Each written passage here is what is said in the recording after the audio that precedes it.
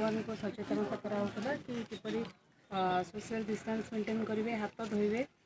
और निज को स्वच्छ परिष्कार रखिए, कोरोना को बाय बाय करेंगे। आउ कि सुखिला खाद्य एଠିକାର ଲୋକମାନଙ୍କୁ ଆମେ ବାଣ୍ଟିବୁ।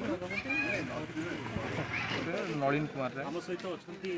सरकार जो व्यवस्था रही है प्रति पंचायत को 5 लाख टंका सरकार देती खाद्य रंजन खाद्य देवाई कि एपर्तंत सुधा आम बुझिलु ये जगह पहुँची पारनी। तेणु ये आम जो रही सरसाई और कविवर्ती साई और जो मैंने मूल बासिंदा से पाखे कौन प्रकार खाद्य उपरंत है मिल पारि सरकार सहयोग किसी आसीपारि ना। से आम तरफ चूड़ा आउ बिस्किट शुखला खाद्य किसी आम परिवेशन करुचु जेहेतु से दिन मजूरी थे प्रतिदिन जो रोजगार जेहेतु बंद रही तेणु खाद्य समस्या आम पाखे पहुँची पारिचु। ता सहित कोरोनार जो डिस्टेंस मेंटेन करवा और भल भाव हाथ धोइबा आउ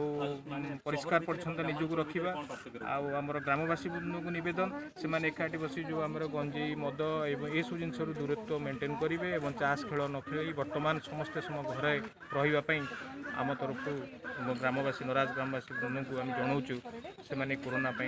निजक सचेतन हूँ।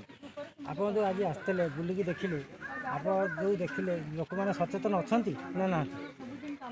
शुणु टीवी न्यूज एवं से आमर टोटाल कटक लॉकडाउन करा यार प्रभाव निश्चिंत लोकों पड़ुची एवं आम प्रैक्टिकल पाखे पहुँचले आउ टे निजक सचेतन हे